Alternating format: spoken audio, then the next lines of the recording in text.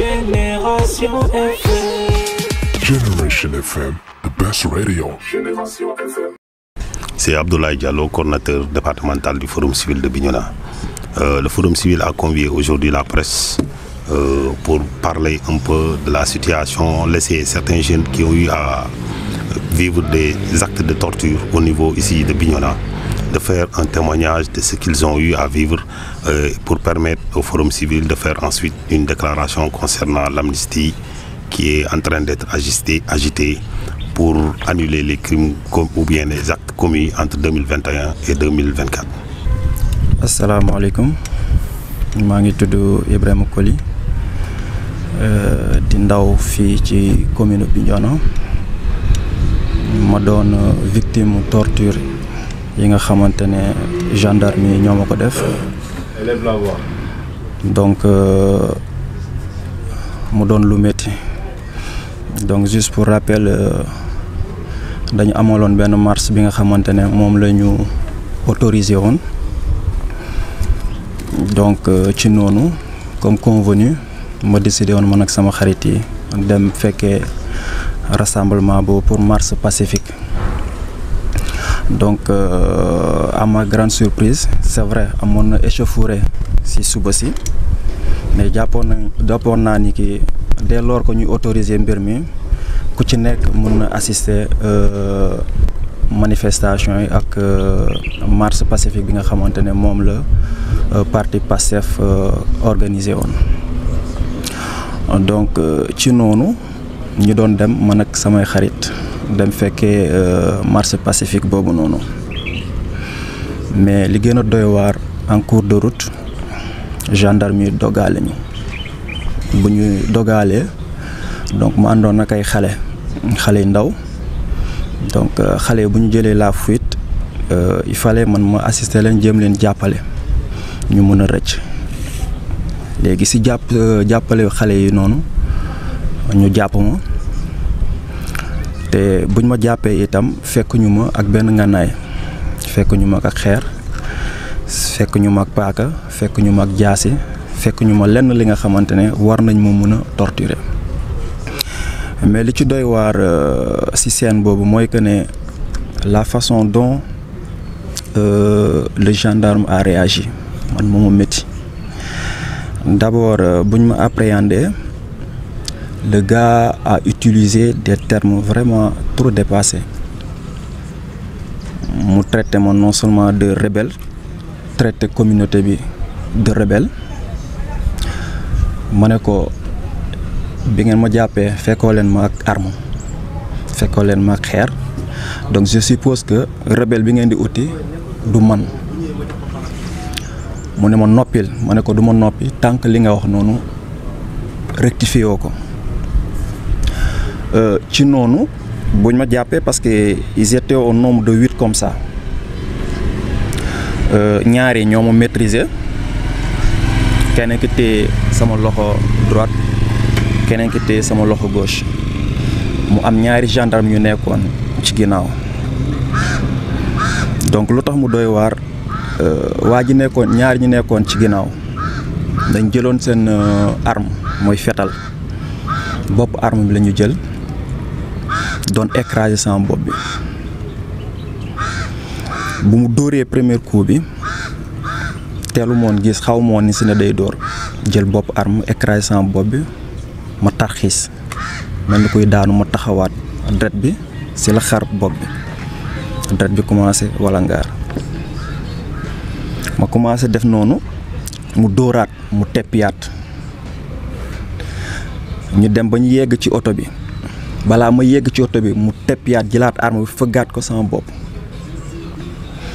là mu doon li nga xamante ne lu grave ma demoon ba benn instant pertoon deret bu bëri ndax fi ma nekkoon déjà balaa ma yegg ci oto bi deret bi daanoon na tuuru dëpp ci kaw ba ci tànk yi tellement que yére bi yëpp deret la woon te c'était vers 15 heures comme ça si naaj bu tàng boobu ñu yéegal ma ci oto bi mais bu ñu gisee deret bi dafa bëri lool ñoom ñii ñoo jël ay sachet ndox pour sotti sama bopp bi pour deret bi wàññeeku ci noonu ñu gën maa dóor ci oto bi di ma kàjji di jël arme bi dóor fu ne lañ doon dóor à bout portant ñu acheminé ma fee ci gendarmerie bi ma fay yeggee malgré li ma doon saigné yëpp mun moon def dara yàqoon nañ sama yaram fu ne foo laal dafa tëj moom mii moo doon jël ay barre de fer foo xalaat ci torture dóor nañ ma ko dañ ma dóor ba j'étais même j'avais atteint la limite même de la souffrance ba lu ñu doon dóor après mënatuma ko sentir sama yaram mu métti yoon lool buñ fa jógee comme gisoon nañu j'avais perdu beaucoup de sang et que c'était trop risqué ñu garder ma fa ñu daw ak man camp te moment yooyu xaw moon sa fa laa nekkoon daanaka bu ñu yeggee camp médecin bu ma xoolee gis gravité sama blessure yi mu ne leen kii mun ñu ko waaxu parce que état bu mu nekk nii état bu critique la et que il faut ñu jël seen temps ñu assister ma donc ci noonu médecin chef bi mu ne new kii état bi foog ñu anesthésier parce que blessure yi dafa métti trop comme amuñu woon anesthésie le commandant a ordonné au médecin mu ñaw blessures yi nga xamante ne j'avais plus de 5 blessures yi nga xamante ne coupure dafa xar carrément 5 blessures imaginez dans la tête jël bopp arme di écraser bopp nit ki donc 5 yooyu la ñu jàpp benn di ko ñaw sans anesthésie vous imaginez nit buy dund kuy nooy nit comme ñoom di ñaw plus de 5 blessures sans anesthésie sans rien bu ñu doon def nànk sax mënoon naa comprendre parce que non seulement bu ñu paree woon ñaw sama blessure yi il était question ma jëloon ay bouteilles 4 bouteilles mais avec le CB mun moon jekkali 4 bouteilles yi ñaari bouteilles yi sa beneen bi sax deuxième bi sax pare wu ma ko woon ñu dagg perfusion bi paraxee ma yóbbu ma ci anam bu metti boobu noonu bi ma fa yeggee itam ay booru 20 heures la mu guddi woon donc non seulement dama pertoon deret mais non seulement tamit anam bi nga xamante ne anam laa fa nekkee dafa métti yoon trop parce que condition de détention yu fii dafa métti garde à vue métti na trop sama copain bii nii ñoo ma doon jàppale mun ma woon toog mun ma woon tëdd te j'étais obligé de me tenir debout jusqu'à l'aube. Imaginez guddi bi yëpp tëdduma tooguma parce que foo xalaat ci yaram bi yàq nañ ko gaañ nañ ko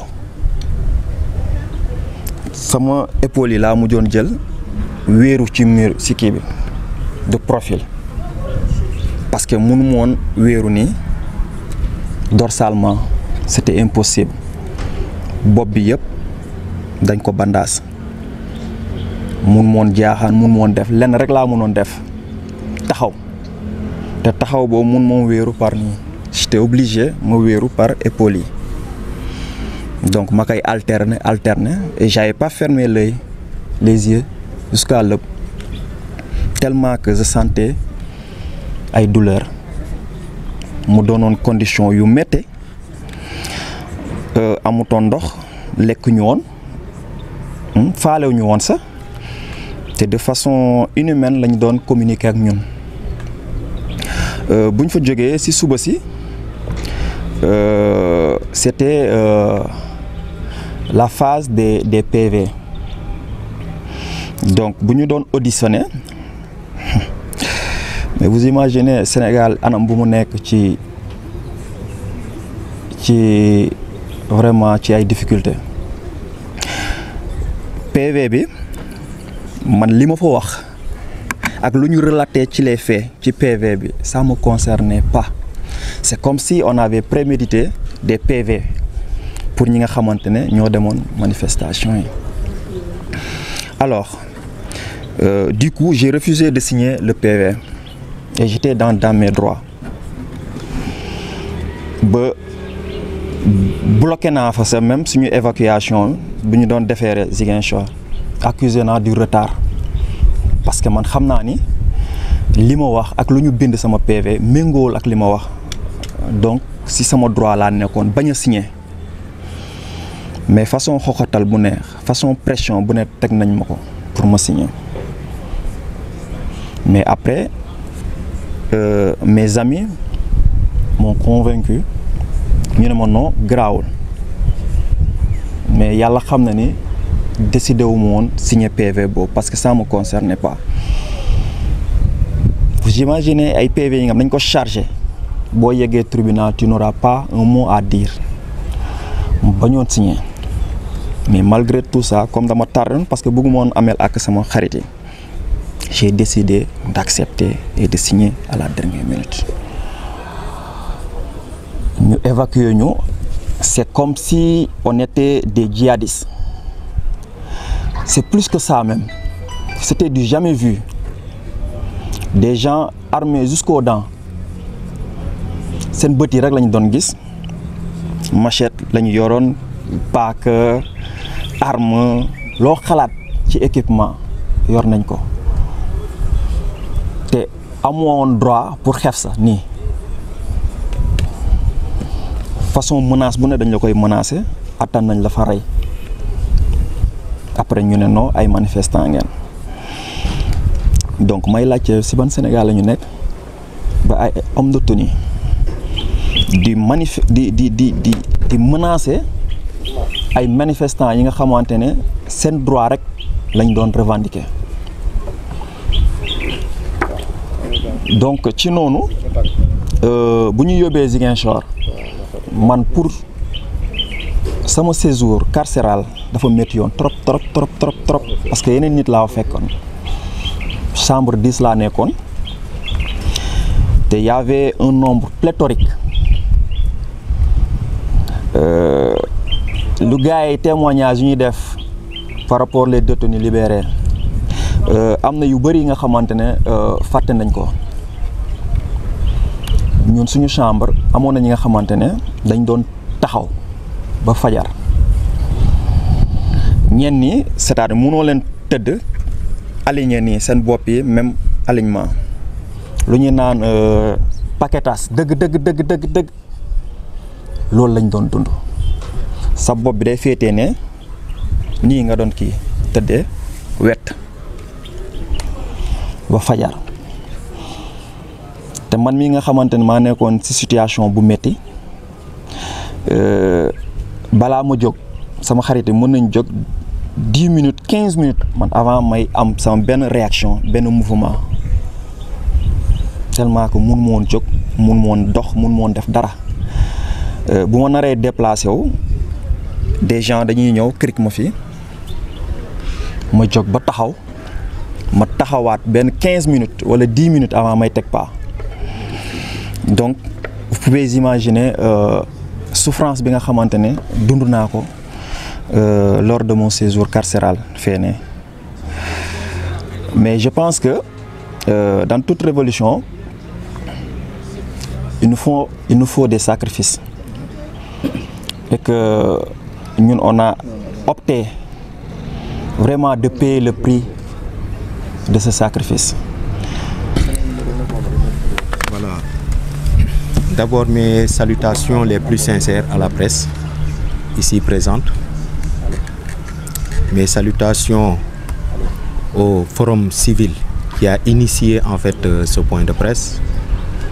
Moi, mon nom c'est Mohamed Fadel Sadio. Donc j'étais un ancien détenu mars 2023.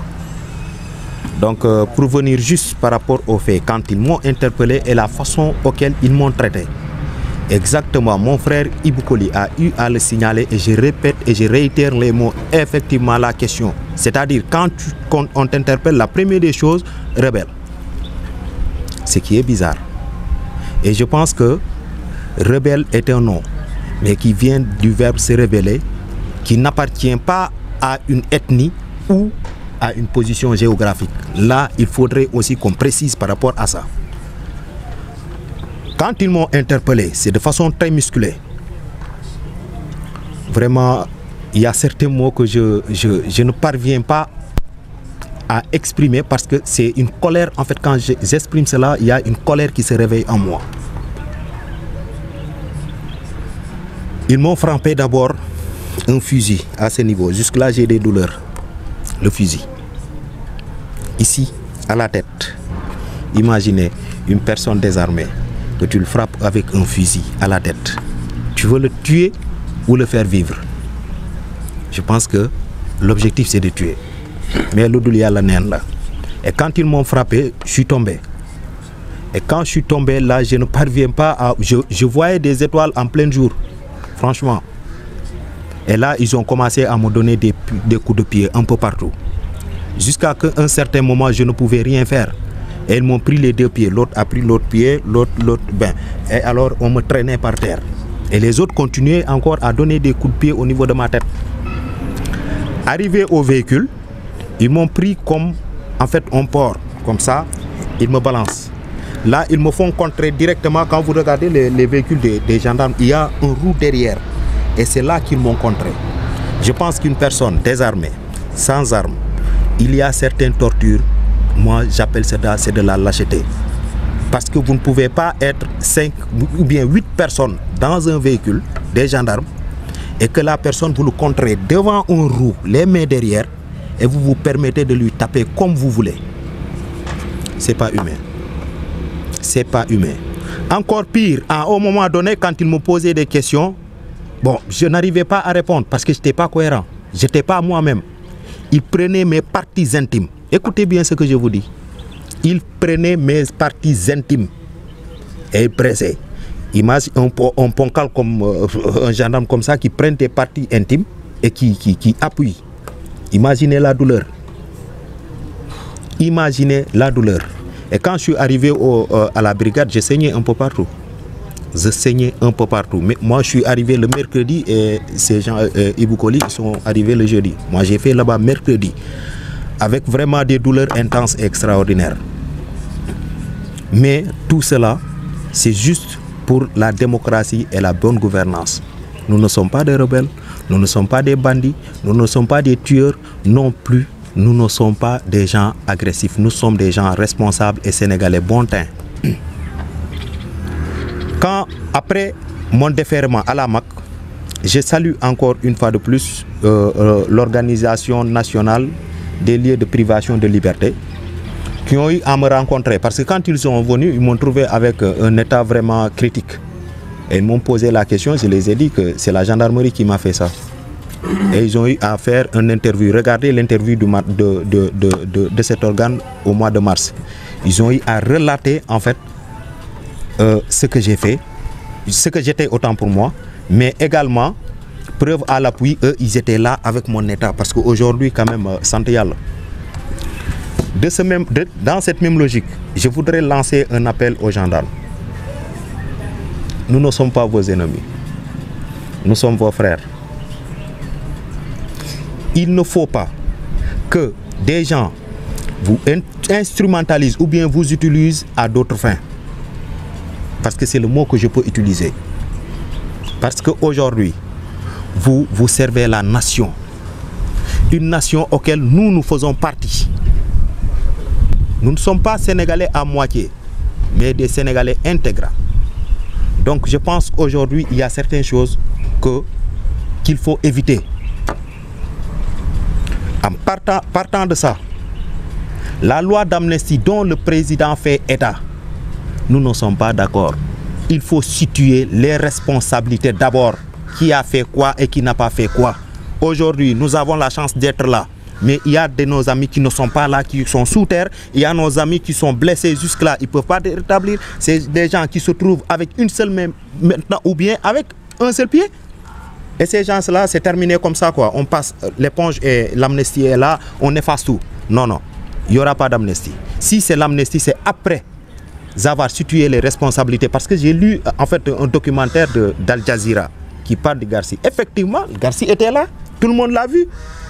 Et aujourd'hui, comment fait-il, on vient comme ça pour nier? Non, ils n'étaient pas là, ainsi de suite, ils devaient se positionner dans les frontières. Alors la frontière, c'était Bignona. Bignona, en fait, on dirait que c'est un champ de tir, quoi. C'est ici que ces gens viennent pour apprendre à tirer. C'est ici qu'ils apprennent à tirer, raison pour laquelle ils tuent plus de jeunes ici à Bignona. Et jusque-là, on est là. Et nous allons continuer. Nous allons continuer et nous allons résister. Nous allons résister jusqu'à la dernière minute parce que ce pays-là n'appartient ni à Mademba ni à Massamba. Ce pays nous appartient à tous. Bon, je vais commencer d'abord par vous remercier. C'est Jules Joseph Tendeng. C'est mon frère, ils ont fait un bon témoignage. Parce que l'autre témoignage, un bon témoignage. Fille Bignona, le fille qui force de l'ordre, nous traiter les jeunes, c'est pas du tout acceptable. Nous manifestons comme nous. Si nous les appelons, comme nous mon frère, nous les traiter. Ou là, si nous les appelons, nous les raillons. Parce que le 1er août, je me blessé le 2 août. Le 1er août, quand je me blessé dans ma canam, lolu du ay sédé man mako féké ni à 10 mètres dañ ko dóor premier coup ci tibia bi ñu dam tank bi non seulement waji dako dóor waji à genoux mu dóorat pooj bi pour dam ko pour won ko ni troisième balle bi dama lay jéxal fofu nak troisième balle bi mu démé pour dóor fekk fa dara heureusement aussi pour jeunes yi fa nekkon di manifester dañ defone pression ci mom comme il était un peu à l'écart ci moromam yi mu obligé daw ñu sauver suñu élément bobu noonu buñ ko sauver man la première des choses dama né ki kon su ko jokkoon da koy ray bon mais taxul ma bay parce que man le lendemain lañ ma atteindre té le lendemain buñ may atteindre imaginez bal bu dugg fi genn fi dem loger ci estomac jambour xalé bu ndaw mineur même pas 17 ans ma lol metti mon sax man sama jëm bob metti mon mais boy mineur bi parce que deuxième jour hôpital dem naa ko seeti mineur bi toog na 2 semaines yi nga xamante ne du lekk moom moo ma gënoon a sonn sax parce que man le lendemain commencé naa dox samay soxla commencé naa wax commencé naa faj lu bëri am na ñu bëri ñu doon ñëw hôpital régional maa leen doon yóbbu di seeti yeneen maladie xam nga en fait maa fa nekkoon seen benn guide ku ñëw laaj ma diw fa la nekk ma ne ko diw moo ngi chambre nagam maa ko doon yóbbu xam nga parce que man tey man li ma gëm man boo ñëwee ma damay yor sa kaaraange dama koy assurer ba mu jeex mais pas dire ay nit yi nga xamante ne fekkoo leen ak arme fekkoo leen ak dara ñun xeer ñu yor sax ak ñoom distance ñun bu ñuy taxaw ak ñoom mënoo sandi xeer ba mu atteindre benn gendarme ba mu gaañ ko ak ñoom protection bu ñu am équipé bien équipé ñoom rek ñoo ñu mënoon a gaañ te wane nañ seen preuve ay blessures yu bizarre lañ doon gaañ nit ñi man su ma leen wanee sama blessure bii nii. boo ma xoolee benn yoon doo ma xoolaat ku toog 45 jours lekkoo ndox rek laay naan ndox rek laay naan ndox 45 jours matin midi soir moom laay naan di ko boole ak ay garab parce que j'étais obligé man naan ndox bi pour ma mën a naan garab yi def effet si man parce que mën ma xëy rek di naan ay garab noonu la fa demee woon le 2 boobu noonu le 2.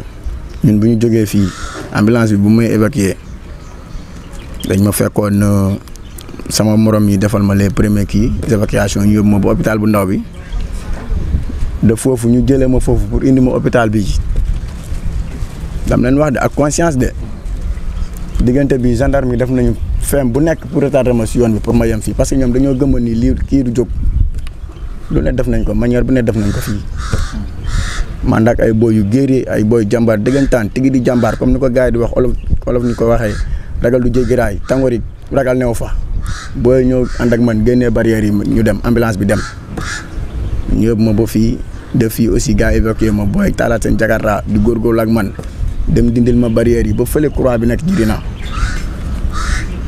de foofu nag yoon bi comme c'était un peu partout ñu bloqué ko gis naa ñaari jeunes yu pare jël seen jakarta topp ma yoon Afiñaan bi yoon ñaamoon bi contournement boobu lañ jël ñu dem ba Tooboor situation bi xaw a débloqué wu ambulance bi noonu la demee ñu àgg Ziguinchor bu ñu àggee pour jàlle fu manifestant taxaw engrais comme ñëpp a siis woon baare yoon yi partout j'étais obligé sama père bi di wax ak ñoom ne leen kii seen mbokku manifestant la am na ay manifestants yu bañoon ne non non dañu ñëw ba timma nii gis ma ñoom ñoo may dimbali sax génne ma barrière yi ba biir hôpital régional ñu egg hôpital régional médecin yi tamit def nañ seen rôle parce que gis naa fa médecin bu taxaw carrément médecin yi bu diñ mu ne nañ jël les manifestants en premier lieu waaw xeebuñu woon nag choc borom Jakarta yi nga xam ni des fois ay yenn choc la ñu amee ci village yi nga xam ne am fa ay manifestants da nga dawal moto ba daanu wala da nga defoon benn accident da nga yegg si kaw garab nga ñëw daanu ñu indi la ak sa blessure.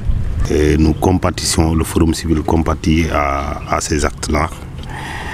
Mais à côté de ces jeunes-là, on doit toujours rappeler Cheikh Hamidou Koli, Bourama Sagna, Abdoulaye Diatta, Famara Goudiaby et Mamadou Korkaba, qui sont tous des jeunes du département de Bignona, qui ont péri sous les balles lors des manifestations entre 2021 et 2024. Et c'est fort de tout cela, à côté des particuliers, c'est-à-dire des privés qui ont perdu des biens dont personne ne parle. C'est fort de tout cela que la section Forum civil de Bignona rejoint la coordination nationale du Forum civil pour dire non, c'est-à-dire afficher notre refus catégorique à une quelconque loi d'amnistie qui ne saurait justifier ce besoin de paix et de pacification de l'espace politique. Parce que nous restons persuadés que la pacification de l'espace politique doit passer nécessairement par la justice. D'abord et avant tout, par situer les responsabilités de tout ce qui est advenu dans notre cher Sénégal entre 2021 et 2024, avant de parler de pacification de l'espace politique. Mettons la justice en avant pour l'intérêt de tous les Sénégalais et de tout le Sénégal. Cette loi d'amnistie n'est pas une loi qui peut permettre de pacifier l'espace politique au Sénégal. Merci beaucoup. Dégg nañu lu ndaw yi wax fii mais à côté de ndaw yi nga xamante ni biñ leen jàppee dund nañu ay yëf yu métti ci wàllum torture. am na ndaw yu tudd Cheikh Hamidou Koli, Bourama Sagna, Chérif Mané, Abdoulaye Diatta, Famara Goudiaby ak Mamadou Korkaba ñu nekk ay ndaw Bignona ñi nga xamante ni ñàkk nañ seen bakkan entre mars 2021 ak tey 2024 ci ay manifestations yu xewoon fii ci Bignona. loolu moo tax Forum civil Bignona di nangu dogal bu jógee ci coordination nationale Forum civil ni ñun ànduñu tey ànduñu suba ak loi d'amnistie bi war a annuler lépp li nga xamante ni xew na entre mars 2021 ak tey 2024 bu ñu nekk. jàpp nañ ni naam Sénégal war na delluwaat nekk benn delluwaat nekk dëkku jàmm bi mu mus a doon mais pour Forum civil li ñu jàpp mooy pour que Sénégal dellu nekk dëkku jàmm bi ni ñuy xam dafa war a tegu ci dëgg, dafa war a tegu ci justice. maanaam am na ay ñaawteef yu am ñaawteef yooyu dañu war a mener ay enquête pour xam ñan ñoo ko def ak li war li tax ñu def ko dogal bi tax ñu def ko fan lañ ko jëlee ku nekk ci ñoom assumer sa part de responsabilité ci wàllum yoon su boobaa bu ñu nee ni ñuy jégale bi dafay gën a yomb ci kiñ koy ñaan, dafay gën a oyof ci kiñ koy ñaan. moo tax Forum civil di delluwaat feddale nii d'accordul tey d'accordul suba ci loi amnistie bu ñu bëgg a voter ci Sénégal di leen jaajëfal merci. Generation FM, the best radio. Génération FM.